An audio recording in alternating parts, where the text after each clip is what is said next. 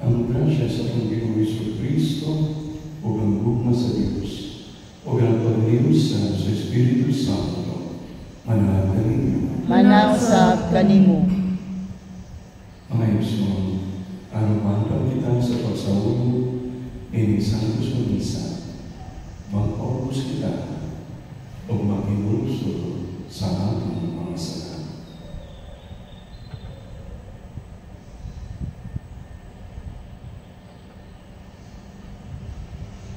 Nagapumpisa ako Sa Diyos ng pagkakaon sa tanan, o kaninyo mga igsoon, nga nakalapas akong dakuyamot, sa huna-huna, sa pulong ug sa buhat, ug sa wala pagbuhat ug sa kinahanglang buhaton.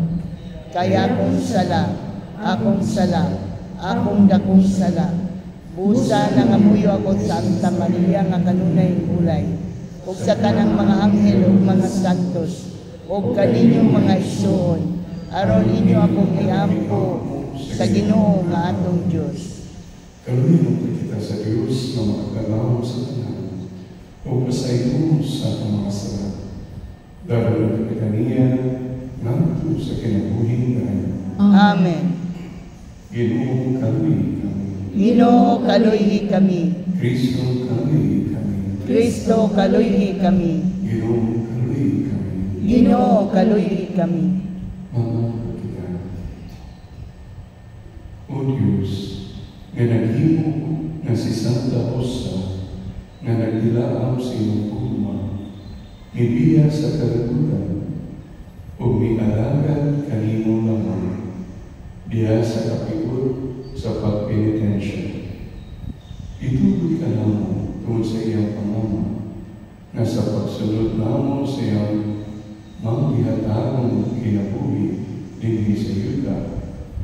Makahimulos kami sa imong mga kalipay diya sa langit.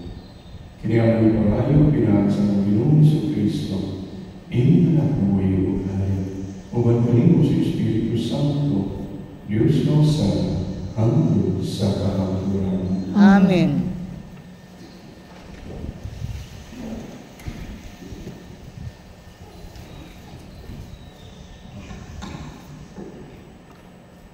Kinugluikan sa pasahod ni Propeta Ezekiel. Gikumtan ako sa Ginoo o pinaagi sa iyang espiritu. Gidala ako niya dito sa walo, diin nagkatap ang mga buko. O gilibot-libot niya ako sa pagpatanaw niini. O nakita ko nga nalukom sa buko ang walo o uga kini kaayo. O giingnan ako niya, tao, mabuhi pa ba kini mga buko? O mitubag ako, Ginoong Diyos, ikaw ray nasayo niini. Unya giingnan pagayon ako niya, sultihi kini mga buko nga mamati sila sa pulong sa Ginoo. Nag-ingon ang Ginoong Diyos kaninyo, paginawaon mo kamo o mabuhi kamo pag-usap. Hatagan mo kamo mga ugat o unod o panin o hatagan mo kamo gininhawa o mabuhi kamo.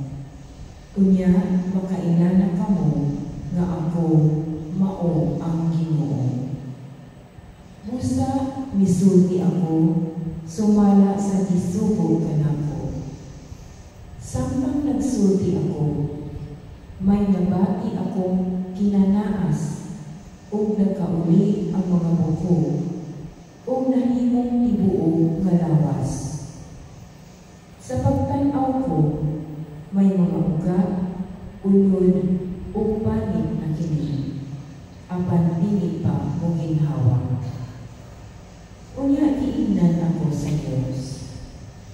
Tao, sultihi ang hangin nga ako ang Ginoong Diyos. Nagsugo kaniya paghuros o paghataw o gininhawa niining patay nga mga lawas aron mabuhi sila pag-usap. nagsulti ako, sumala sa gisugo kanako, ug may ginhawa na sila, ug nabuhi, ug nanindog sila. Daghan sila kaayo. Unya giingnan ako sa Dios. Tao, ang katawan sa Israel, sama niining mga bukog, miingon sila. Ugana ang among mga bukog, o wala na kami paglaon. Patay na gayud kami. Busa sultihi sila, nga nag-ingon ang Ginoong Dios. Ablihan ko ang inyong mga lubong, o banhawon ko kamo, o katawan ko. Danon ko kamo baling sa yuta sa Israel. Ug unya, hibaw-an ninyo nga ako mao ang Ginoo. Inibukas ko sa inyong mga lubnganan, ug inibanhaw ko kaninyo, o katawan ko. Papuyon ko diha kaninyo ang akong espiritu, o mabuhi kamo, o ibutang ko kamo sa inyong kaugalingong yuta. Unya hibaw-an ninyo nga ako ang Ginoo nga nagigsulti kaninyo, mao'y naghimo niini. Ako ang Ginoo nagsulti. Ang pulong sa Ginoo. Salamat sa Diyos. Salmo Responsorio. Pasalamati ang Ginoo kang iyang gugma hangtod sa kahangturan. Pasalamati ang Ginoo kay iyang gugma hangtod sa kahangturan. Pasupia ang pinubos sa Ginoo. Sila ang iyang kitubos gikan sa kamot sa kaaway. Ang iyang kitapog gikan sa kayutaan, gikan sa silangan o kasadpan, gikan sa amihanan o sa habagatan. Pasalamati ang Ginoo kay iyang gugma hangtod sa kahangturan. Nasaraan sila dito sa kaminawan. Wala silang katutol sa dalan, nato sa syudad, na wala'y nagpuyo.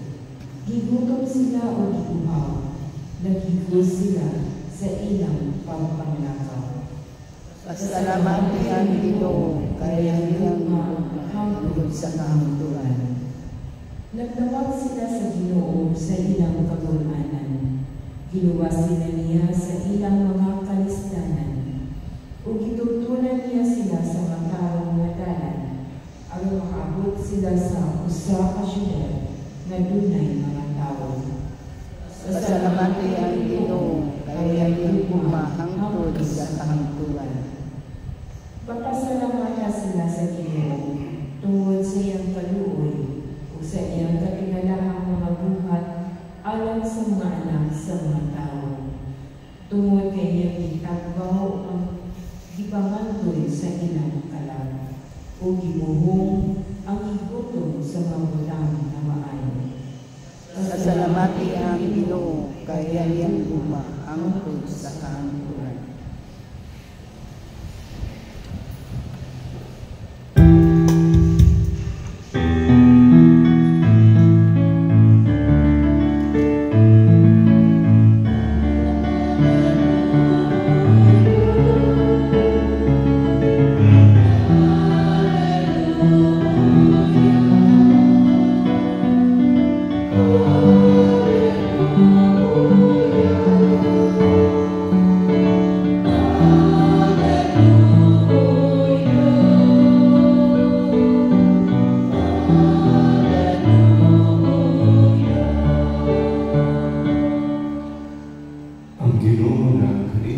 Manausap kanimo. Pagbasa gikan sa Santos nga Ebanghelyo sumanod ni San Mateo. Himayaw ikaw, O Ginoo.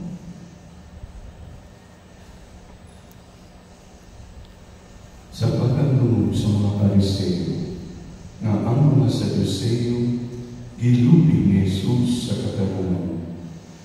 Nagpanon sila sa pagduol kaniya. Upunya ko sa kanila nga magtutulo sa balakon, Mismo na ipagbitig kaniya, pinaagi pangutana. Magtutulog, mangutana siya. Unsa man ang nabiging dakong sugo sa balaw. Si Jesus ito ba? Higuma ang Ginoo ng iyong Diyos sa tibok mong kasing-kasing, sa tibok mong kalag, o sa tibok mong unang-una. Kini ang labing dako o ang labing importanteng sugo. Ang ikalawa na labing importanteng sugo sama sa una, higuma ay mong isikataw ingon sa imong kaugalingon. Nagsugad nining duha kasugo ang tibok balahaw ni Moises o ang mga pagtulungan sa mga propeta. Ang Ebanghelyo sa Ginoo. Dahil ko ikaw, O Kristo. Mayroon tanan. There was an old theater group of theater presentation and entitled Fiddler on the Roof. It was quite famous in the 1970s. Theater group. Drama sa entablado. And it was about the life story of a couple on the island. And namatala ang bana sa iyang asawa, do you love me? Do you love me? And the wife answered, I wash your clothes. I wash your clothes. Do you really love me? I feed your children. Do you love me? I clean the house. Do you love me? I prepare the food. Do you love me? So that's how maybe a wife and a mother loves the family. But in reality, tanaw nimo ang tinuwagan sa usa ka nining babae o nining usa ka inanan o asawa is always akong gilipiuhan ang balay, akong atiman ang mga bata, akong lutuan o pagkaon, akong kilabahan ang mga salina. So that's how she expresses her love to her husband. Kung tanawin nato, all of these nila sa English grammar are verbs, no verbs, action verbs, no action verbs. That's why nila love is not a noun, it's not a noun. Kung sa English grammar, it's not a noun. Love is a verb. Kung sa verb, it is action. It is an action. In our Christian perspective, sa itong pagka-Christian, Katoliko, mahusalan inapunta na dili ka makalimon nga love is not just a noun, it's not just a word, it's more of an action. In different way of life, lain lang pag-define what is love. Love for a philosopher is all about ideas. Philosophical love, so it's all about ideas. Kung ano naman ito mga philosophy, mga philosopher. Love for a philosopher sa mga hopeless romantic. So romantic love is all about maybe feelings, not just here. Kung sa mga romantic love, dagan kayo mga romantic mga novels, all about one's feelings. His love for those people who are mga Epicurean, about pleasure of the senses. No? And I love beautiful mga sights, beautiful views, I love beautiful taste, nindot nga lasa sa pagkaon, nindot nga makita, pero picture-picture, at least makaon, picture ang pagkaon. No? You love all this pleasure in the eyes, in the mouth, in the ears, no? In the touch, all senses, pleasure, Epicurean love. So, nindot tayo. So, but for us Christians, what is love? Klaro naman kayo ni Jesus, ang balaod, pinakadakong sa kanang balaod is really the love of God and the love of neighbor. Everybody knows that. Hindi nila nato kinahanglan i-explain. Love God and love your neighbor. If you love God, you must love your neighbor. In Manila, it's easier to love God whom you do not see. Sa iyo kayo ikumaon ang Diyos na dili nato makita. Na dili kita makadungog siyang ingong. Dili nato makita ang iyang naong. Instead of words sa mga representation sa mga images. It's very easy sa iyon kayo ikumaon ang Diyos na dili makita. Pero lisod kayo ikumaon ang imong isig katao na naara sa imong lapli, sa imong tapat. Tanaw ang kinsa na imong tapat. Do you still love that mong kapat na silang banga na sige hako kagabi hindi ka natulog, no? Kinsa imong tapat mo igsuon na sige kumutang ang imo walay bayad-bayad. Pagkabayad igsuon ko na siya na bayad. Imong tapat na naara sa imong silingan na sapat ni Iro, no? Hindi ka katulog sa kagabi. How can you love those persons? Inyong katubangan mo ng pare, no? Sige, tumuling ka. Sige, katulog siya. Sige, kita kong padre ko na nagdunduman nag-concept and collection. So, how do you love? One of sa yun kayong higumaon, so easy to love God whom you do not see compared to loving your neighbor whom you see every day. Nung makita imong naong sa imong isip tao, sa imong silingan, matunggan imong iyang timo, makita imong sa iyang buhay, kung sakit mong kasing-kasing. And then that's the challenge. That's the Christian love. Dili ginapwede, no? Nga, love God lang ka, love God, love God. Bahala mo niya, kasi love God. Maglusarin mo din, masimba mo din. Mahatag ko sa akong collection, kolekta. No? Bahala mo niya. No? So, lagi na. I just love my God. Bahala na niya ang neighbor. Napayuban ka, hindi kayo very loving sa ilang neighbor. They really love their neighbor, they love others, but they don't care about a God up there. That's very humanistic love. I can love somebody, I can love my neighbor, I can love my community without having a God. Dili ko religious na tao, dili ko spiritual na tao. I don't believe in religion. So ako sa puto, I will love humanity. I will love humanity. So they do good works also. Pero ang Kristo, luwag nila.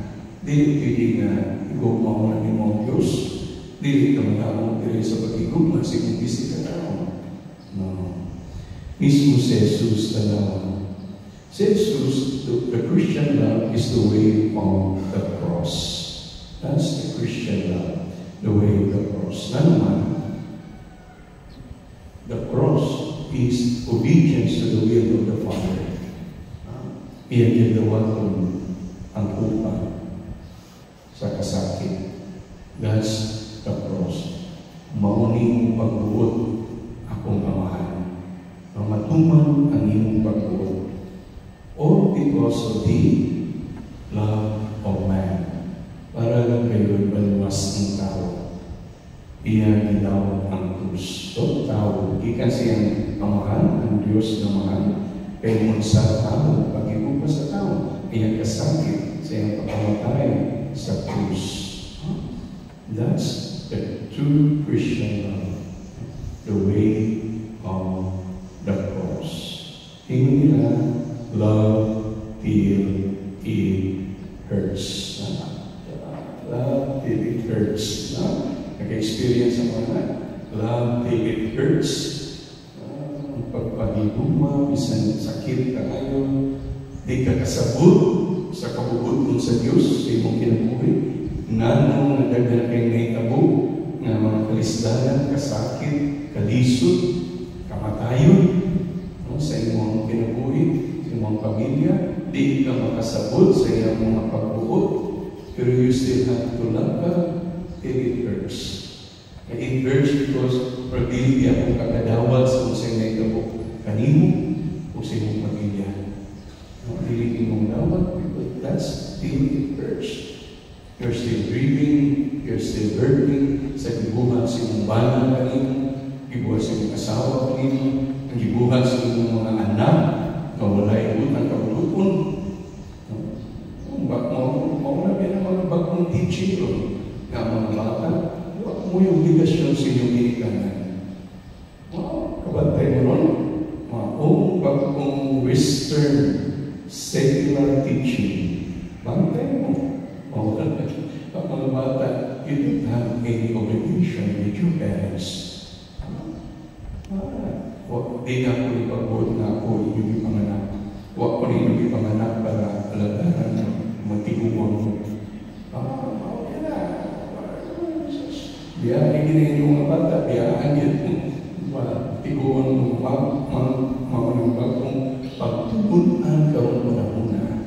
Hinahinay na lang suot. So, biyahan nyo rin po sa inyong mga anak. So, sakit kayo. Love till it hurts. Okay? So, what is love for you? What is love for you? Ayaw kalimutan isulti ni Kristo para po ka nato mga Christian. Love means you give water to those who are thirsty. You give clothes to those who are naked. You visit the sick. You comfort those who are in prison. You welcome the stranger. You welcome those who are, you give shelter to those who are homeless. Ganun pagkaon ng mga gigutom.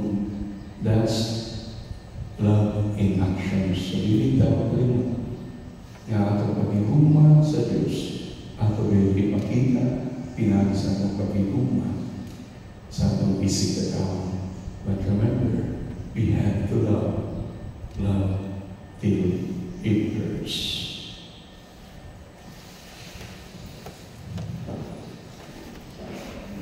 Sa atong mga papangko, atong ipadayan, nga nahibulog kita sa imong Diyos at ibog natong kasing-kasing, kalag, una-una, o kusog. Mayroon kita, Ginoong pamatiya kami. Ginoo, pamatiya kami.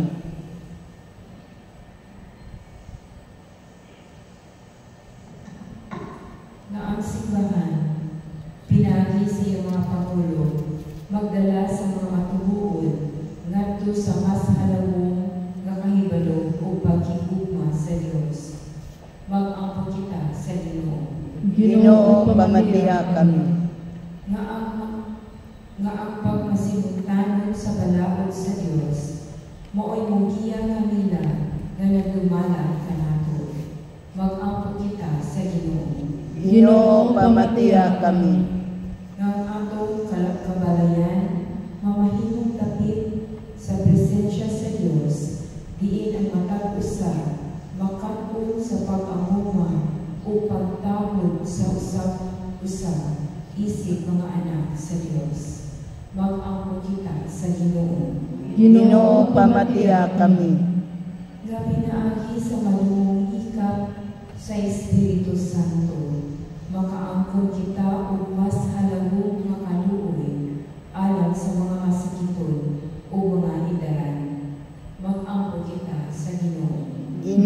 Ginoo, pamatiya kami.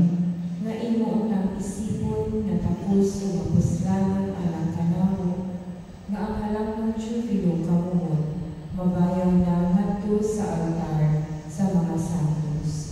Mag-ampo kita sa Ginoo. Ginoo, pamatiya kami. Nga ang atong mga hinigugma, nga mihalina, diha sa pagtuo kang Kristo, dalo niya ngadto siya walay katapusang hingalian. Mag-ampo kita sa Ginoo. Ginoo, pamatiya kami.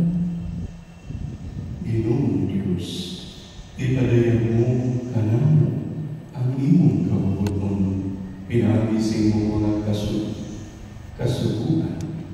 Ihatag kanamo ang grasya aron mapuy-an namo kini mga kasubuan. Kini ang mga pinagi ni Kristo ang Ginoo. Amen.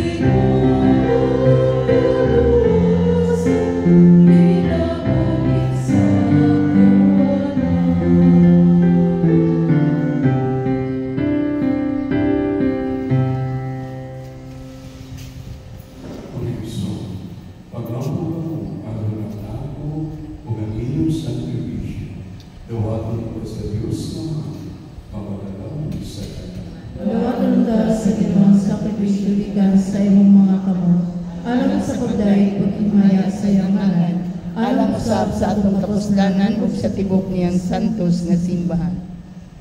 O Ginoo, diyan ni Santa Rosa nga Virgen, isangyan namo ang imong pagkakatingalahan. Itulog na sama nga nakapahimod siya kanimo, sa imong makapahimod sa kanimo ang mga buhat sa among pag-alaman. Kini among pangayo pinagi ni Kristo ang Ginoo. Amen. Ang Ginoo manaw kanimo. Manausab kanimo. Ibayaw ang inyong mga kasing-kasing. Amo nang ibayaw ngadto sa Ginoo. Magpasalamat kita sa iyong ating Diyos. Ang ayong matarong. Santos na mahal Diyos na tunay kung makabalaw sa tanan. Ang ayong mahal Diyos na magpasalamat kami kanimo kanunay o sa tanan namin. Kay angay nga pasidunggan niyo ang imong kahibulungan na providensya diya sa mga santos nga naghalad sa ilang pagalingon alang kang Kristo. Tungod sa gingharian sa langit, pagkadako sa gugma na ipakita mo sa pag-uli ka namo ngadto sa sinundanan ng kasantos o sa paghapit ka namo sa pagkagamtam dinhi sa yuta sa mga hatag sa mga mahod na kalibutan. O usa, uban sa tanang mga anghel, o mga santos sa langit. Nagadayon kami kanimo sa warihuno nga Panginoon. Santos, Santos, Santos nga Ginoo, Diyos sa kagahuman, puno ang langit ug yuta sa imong himaya, husana sa kahitasan. Daigon ang nagaanhi sa ngalan sa Ginoo, husana sa kahitasan.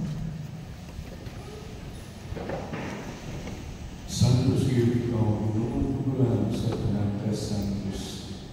Ipadala ang iyong Espiritu aron ang Santos kini mga dasa. Aron mahimo kini anak kanamo na lawas ug dugo ni Jesucristo among Ginoo. Sa pagpasakit sa iyang kaugalingon, miguha siya ang may pasalamat na nimo. May bigas sa binatang nihin ngadto sa mga tinunan o may ingon. Dawata kini nga tanan o kana. Kaya kini mo ang akong lawas na itubihan at ang kanino.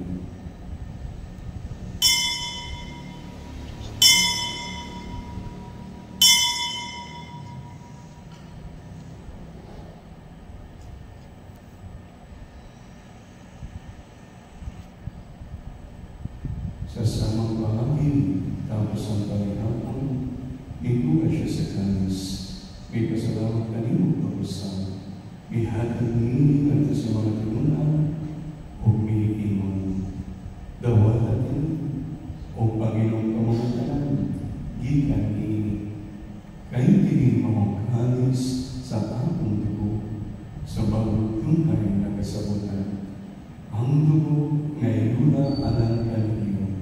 Kung alam sa tanang mga tao, ayon ang mga sala, mapapasayo, wahat rin ang paghandong kanapan.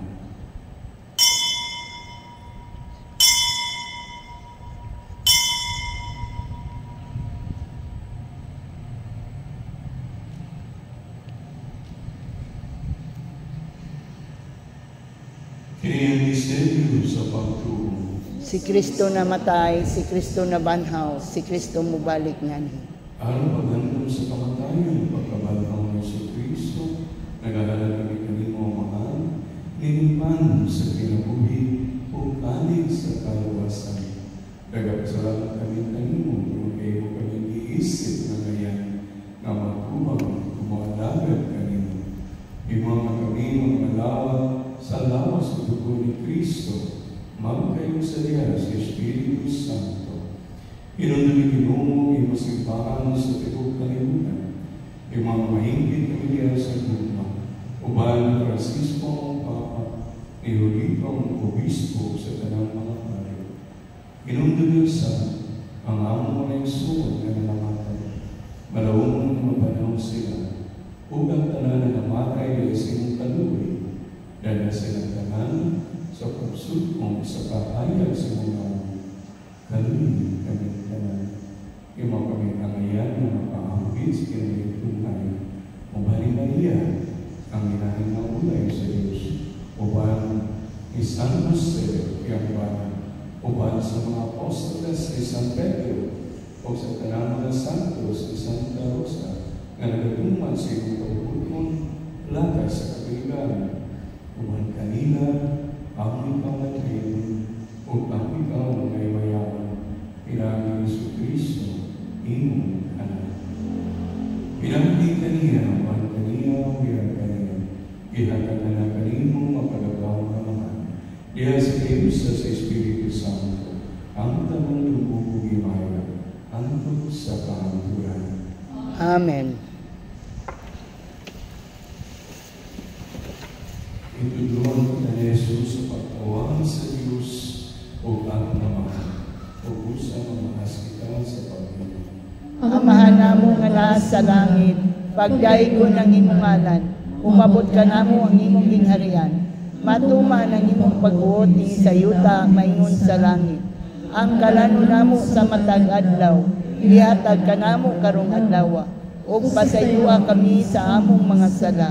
Maingon nga nagapasaylo kami sa mga nakasala kanamo. Ug dili mo kami itugyan sa mga panulay. Hinunua luwasa kami sa tanang dautan. Mangayon kami kanino Ginoo, ngayon kami luwason sa tanang dautan. Hangin kami sa talingan, ining panahon para pinabangon sa mga kaluoy, mahalig kami kanunay sa sala, ug may layo sa tanang kasama. Samtang nagapabot kami ng alamun sa pagbalik kay Jesucristo ang manunubos. Kay imo man ang kingharian, ang gahom ug ang himaya, hangtod sa kahangturan. Ginoong Jesucristo, ibig ka sa mga apostles, ang kalinaw, ibig ko kaninyo. Ang akong kalinaw, ihanap ko kaninyo. Ayaw tanawa ang among mga sala, kundi ang pagsalig sa iyong simbahan. Kung sino sa iyong kabubutan, tatabi kami sa iyong kalinaw kung kayo sa ikaw mabuhi o kahit hangtod sa kahaturan. Amen. Ang kalinaw sa Diyos kanunay, manahan kanino. Manausap kanimo. Ipakita ang pagpinagsuunay. Peace.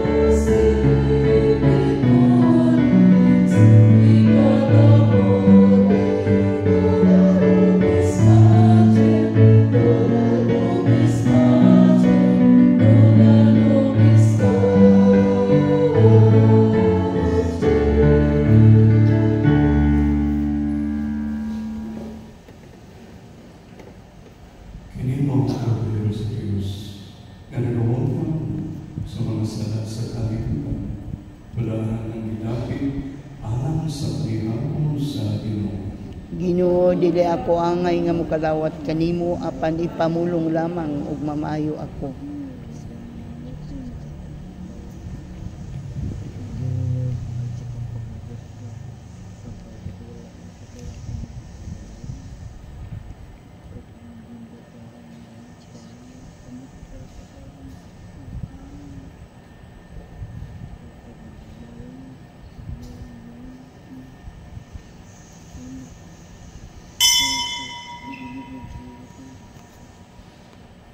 Thank you.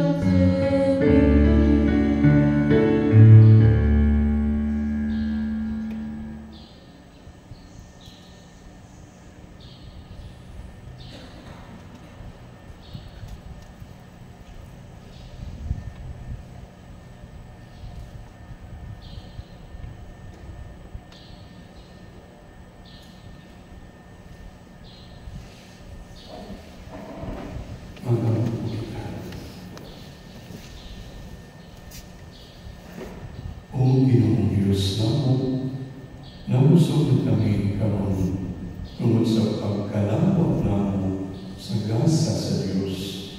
Itugod nga sa pagsukod namo din sa among lawas sa kasakit ni Kristo, maningkang kami sa pagkakidiyos na kanimo lamang. Kaya ang pangayo pinahagi ni Kristo ang Ginoo. Amen. Ang Ginoo manaag kanimo. Manausap kanimo. Mga panalangin sa Diyos nga makadagahong sa tanan, Amahan, ug Anak, ug Espiritu Santo. Amen. Amen. Tapos ang misa ng dalakalinaw ni Kristo. Salamat sa Diyos.